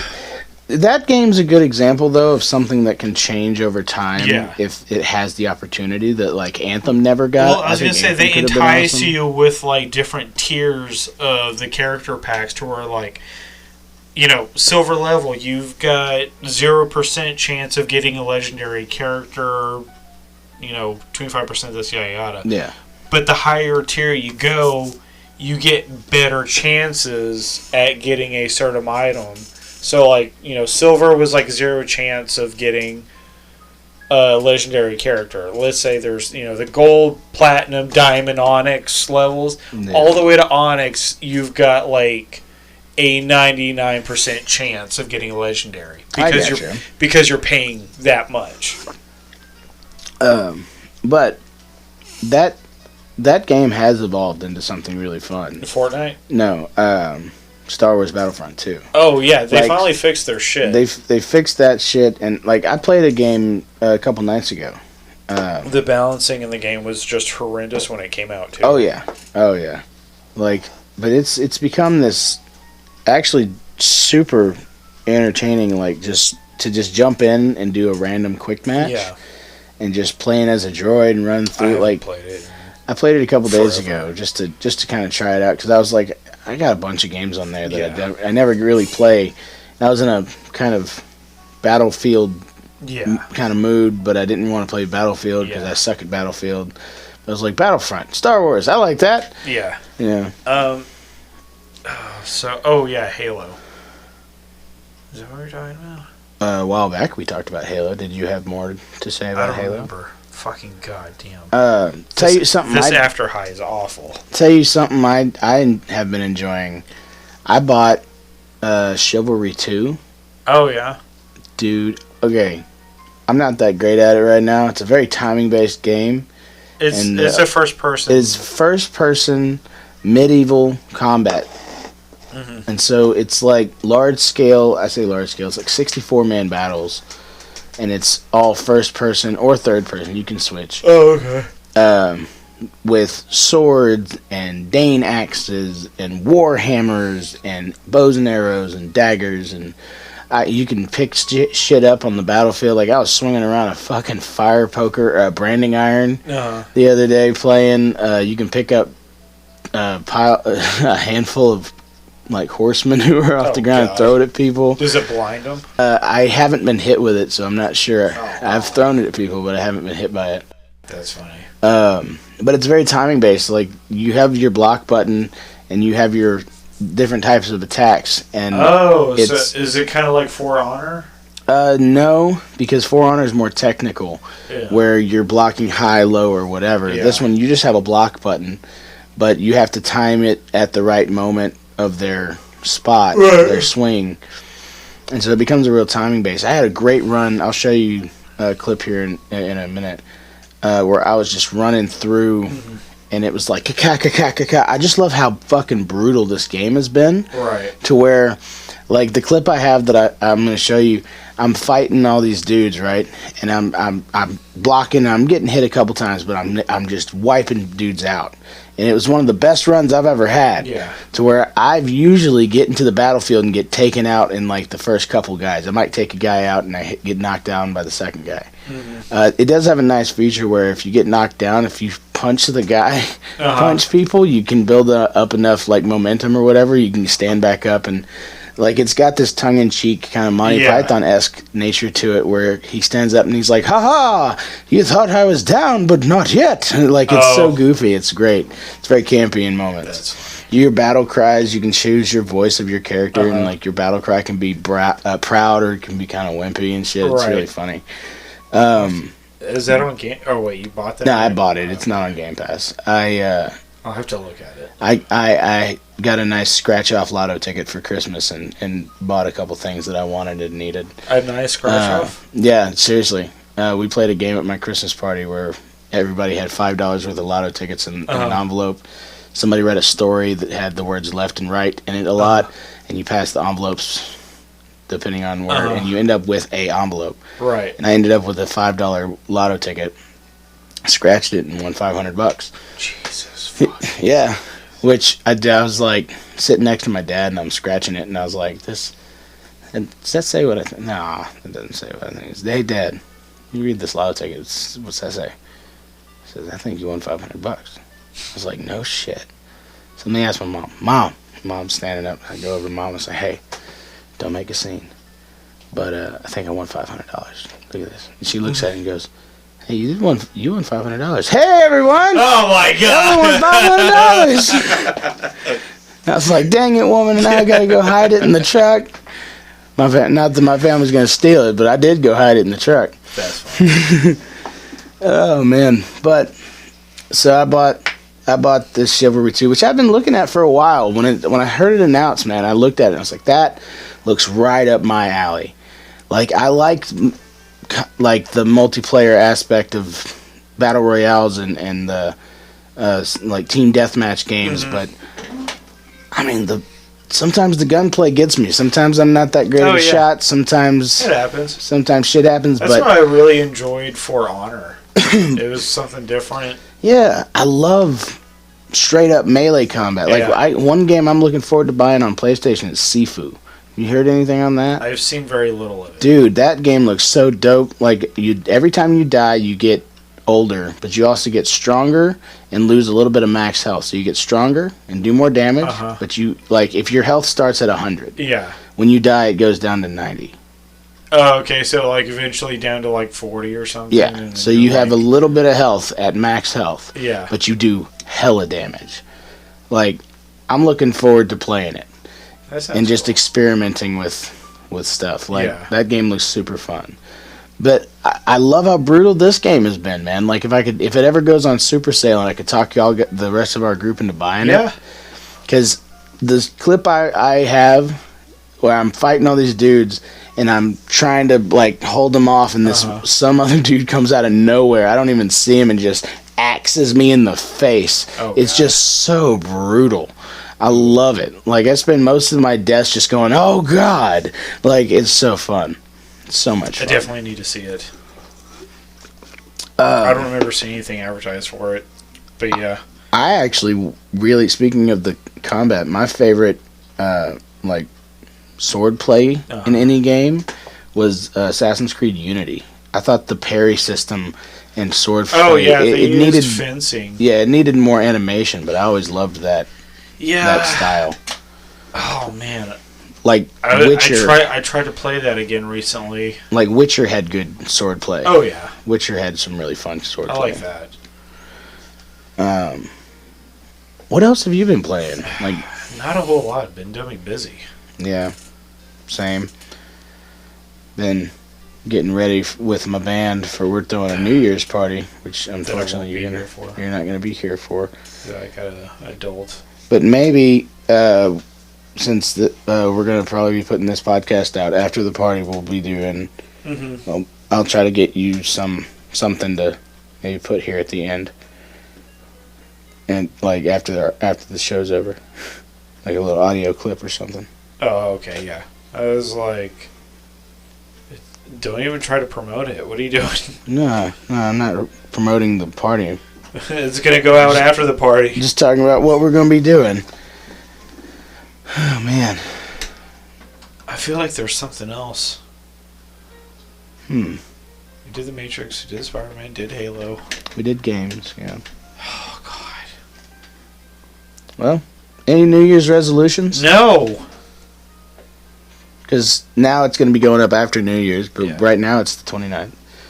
So, like, my New Year's resolution is I hope to stop smoking. Like, I'm going to try to use this to my vape to wean off, but I hope to not buy any more cigarettes. There was something somebody was telling me about what's happening to a smoker's lungs that they saw on a recent Joe Rogan podcast. I didn't see it. I'm a little behind on my Joe Rogan. I haven't had time to sit and listen to him. Yeah. I usually listen to him at work, and I've been off for like a week. I don't know what it was, but it made one of my other friends immediately quit smoking and just go get a vape. Yeah. So I was like, huh. Well, I know how bad it is for me. I'm just, nicotine's bitch. I don't have that problem. You're a smarter man than me. I started smoking when I was 15. Gross. Yeah, it's stupid. Disgusting. But that's my New Year's resolution. I had my first cigarette at 6. Damn. And it was a Marlboro Red. Filterless. Hip put hair on my nuts. Oh, God. What about you? I think that's fucking it.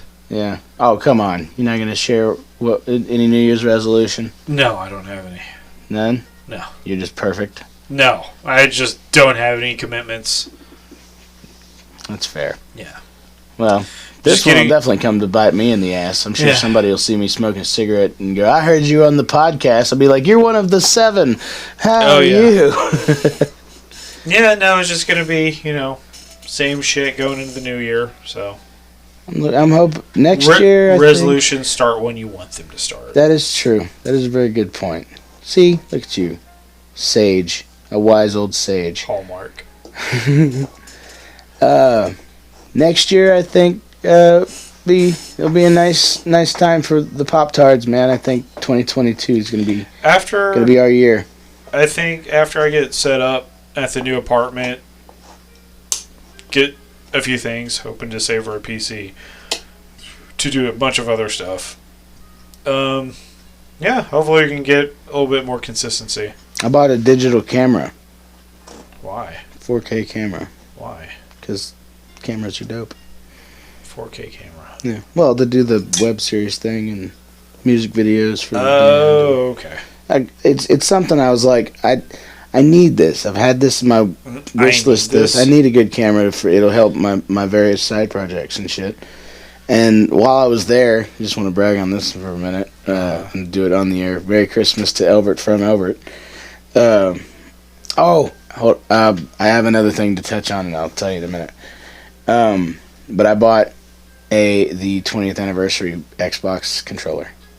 Oh, nice. That black and green clear plastic one. I was just thinking, because I had one of my friends message me earlier today that she somehow was able to get the Halo Infinite Limited Edition Xbox on Amazon.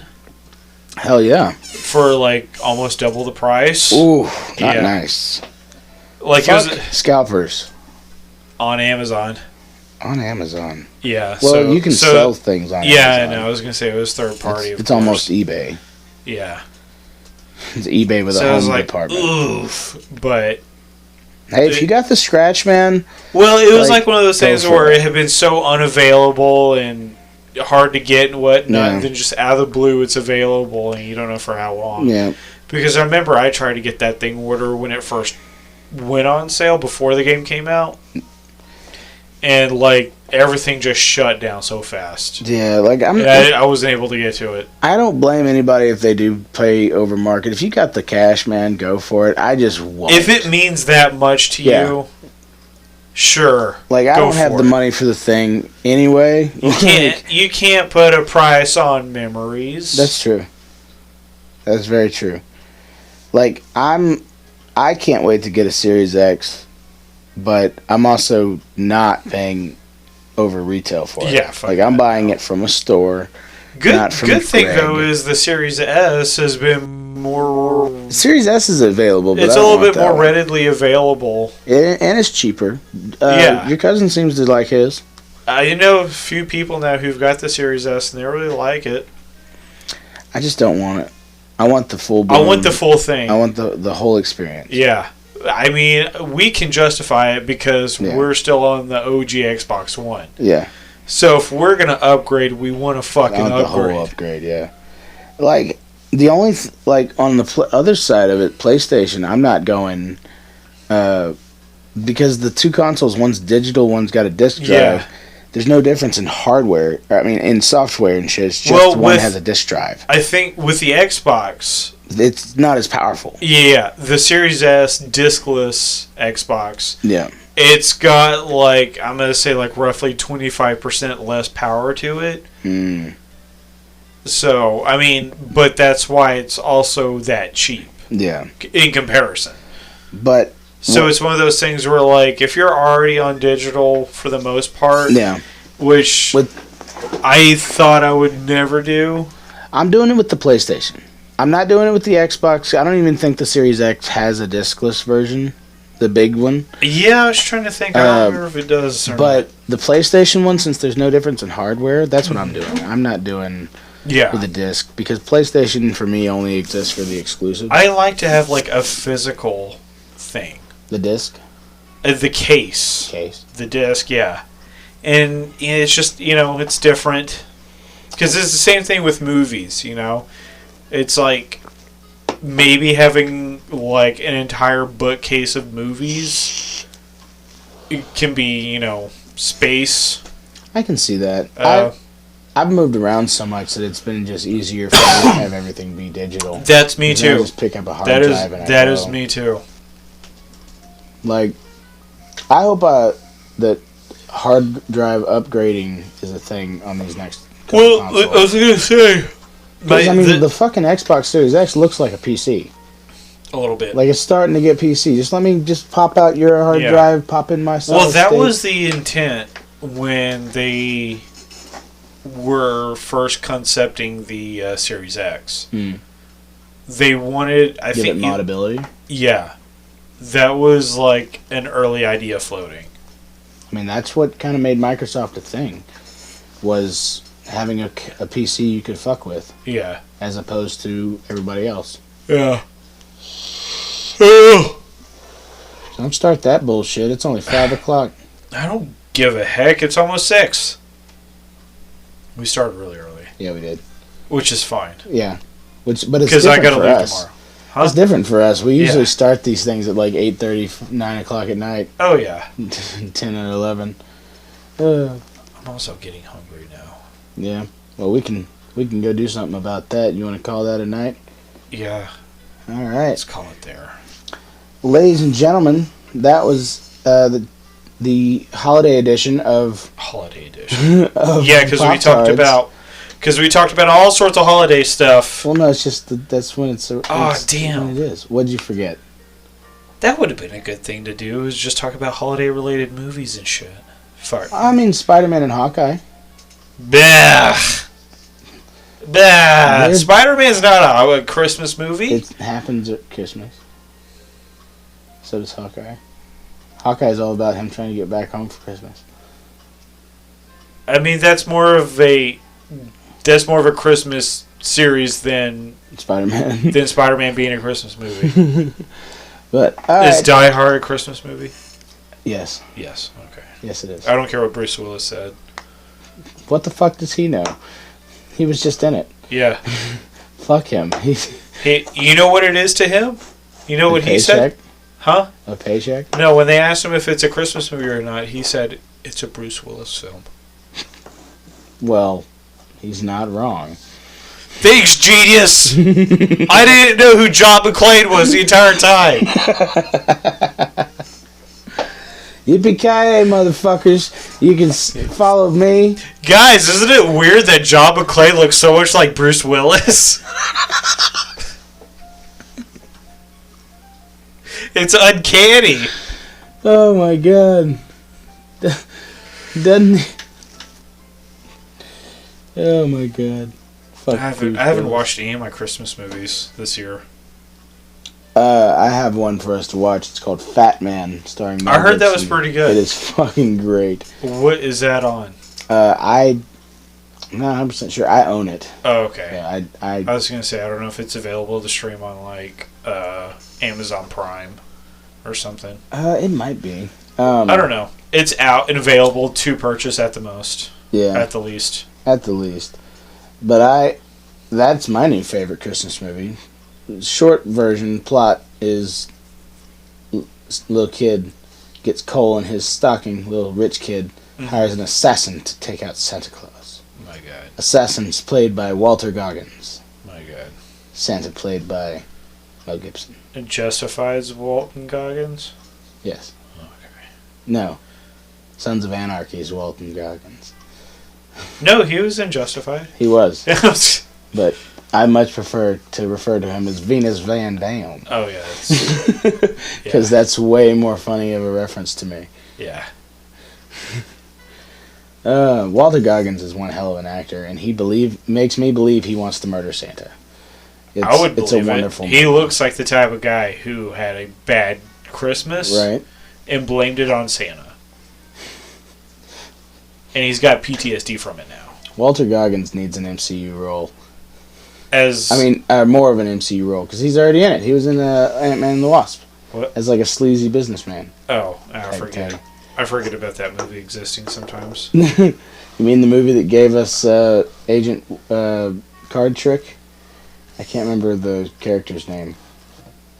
The Asian FBI agent that does the card trick in I don't WandaVision. remember. Anyway. Yeah, see, that movie's incredibly forgettable. Well, no, he was the FBI agent in Jimmy Woo. Oh, that guy. That was his name. I was trying to remember his name. Oh. Yeah. Anyway. So anyway, this we're is. just gonna call it there. Yeah, we're rambling now. You may follow me at Pro Wrestling Nerd on Instagram. Put an underscore in between each one of those words, and you can check out the Hampton Connection on Facebook and Instagram. Josh.